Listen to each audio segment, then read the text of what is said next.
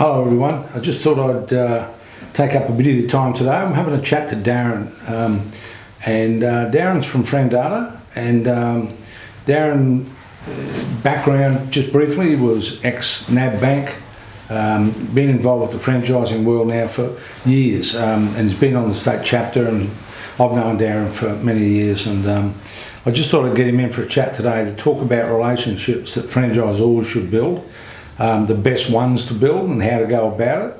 And of course, Darryn's business is based around data. So, g'day Darryn. Hi Warren. So based on what I've just said, do you want to tell me why it's important to build relationships, how to do it, and who with? Yeah, thanks Warren. I think that holding information and being able to present it is really important. People don't want to see the holiday brochure as such. It's actually good if someone else independent can confirm it. You talk about lenders in particular. I think it's really important that franchise systems are what we would call lender friendly, that they actually provide information in a format that lenders actually understand and trust. And sometimes it's difficult for franchise systems to know what is most important to a lender. They actually think that something that's important to their business or a prospective franchisee is actually going to swing a lender's decision to build a deeper relationship. Okay. So people, just on that lending thing, I mean, people would say, why is it so hard to get access to finance? Well, the bottom line is that lenders can find it difficult with more than 1,100 franchise systems or whatever there are to actually say, well, who are the good quality systems in that? And which franchise systems actually truly give excellent support to their franchisees? Who will invest the time to build a relationship with lenders? Who will actually be able to show what average financial performance looks like? Very important not to confuse average with mediocre, but what are most people doing and seeing? Yeah, good point. Okay, well that's great. So in these times, the goalposts have shifted a bit, I imagine. Yes and no. I mean, I think it has been an incredibly stressful few months for a lot of people, a lot of unknowns. We're still unknowns coming out of this COVID situation, but I guess we're seeing that franchise systems that have got good reporting systems internally have had a very good line of sight over what's going on across their network. One of the things that a lot of franchisees are enjoying right now is something they didn't sign up for, is just this level of support.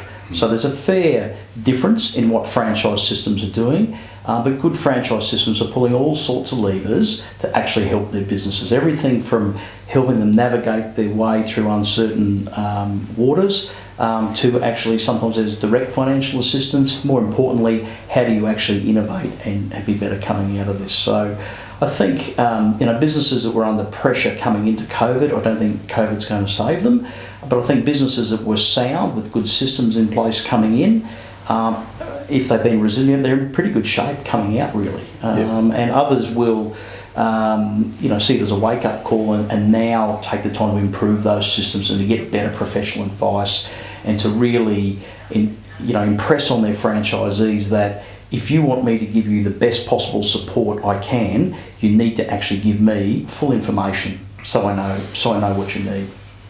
So you use the term pulse check, and I like that because it's real.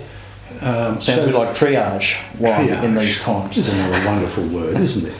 Actually, I heard a word the other day, avatar. It's introduced into the language of IT. Anyway, we digress, Darryn. So the pulse check for a business, what do you see? And you're in the ground, you're down on the ground level looking at all of us franchisors and what we're doing. What are you seeing when it comes to the pulse check? And what are businesses doing or should do?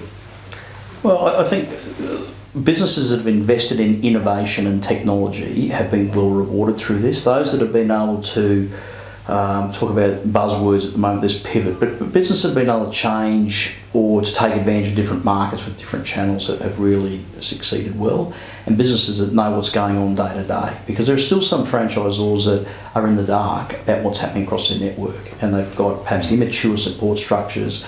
They just don't have that finger on the pulse to know exactly what's going on, so they can't react quickly and they can't stabilise anxiety or nerves in the network, when perhaps there's opportunities out there. And there's been many cases over the last couple of months where businesses have come up with new products, new offerings, new markets. They've really been able to leverage that, and sometimes you've got to point out the obvious. We can do this contactless, that contactless. We can protect your staff, protect your customers, and give the opportunity to unlock some revenue on the way through. Yeah, well, that's fantastic. Thanks so much for coming in. Thank you. And I'll look forward to seeing you soon. Thank you, Warren. Thank you indeed. You're welcome.